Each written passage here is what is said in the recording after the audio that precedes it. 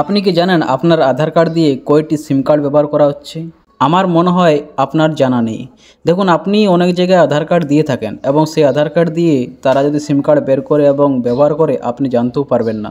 কিন্তু আপনাকে আজ আমি কয়েকটা স্টেপ বলবো, এগুলি ফলো করলে আপনি জানতে পারবেন আপনার আধার কার্ড দিয়ে কয়টি সিম কার্ড চলছে। তো এর জন্য আপনাকে গুগলে চলে যেতে হবে। গুগলে আসার পর এখানে সার্চ করতে হবে টাপকপ। এই টাপকপ লিখে সার্চ করবেন। এখানে সার্চ করার পর উপরে একটি অপশান আছে টাপকপ, এটাতে ক্লিক করবেন।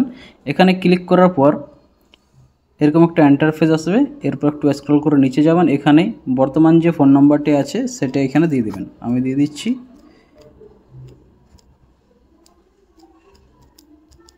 তো এখানে ফোন নম্বরটা দিয়ে দিলাম। এরপর নিচে একটা এন্টার ক্যাপচার, এটা এখানে দিতে হবে, এটাও আমি দিয়ে দিই।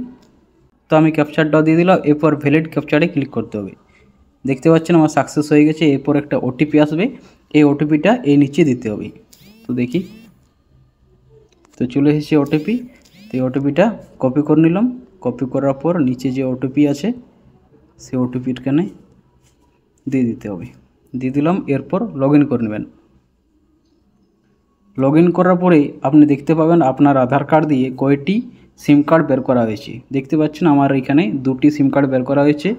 তো এরপর আপনি যদি দেখতে পান আরও অতিরিক্ত নাম্বার যেটি আপনার নয়, তাহলে সেটি আপনি বন্ধও করতে পারবেন। তো তার জন্য আপনাকে এখানে ক্লিক করতে হবে। এরপর রিপোর্টে ক্লিক করলে সেই নম্বরটি তৎক্ষণাৎ বন্ধ হয়ে যাবে।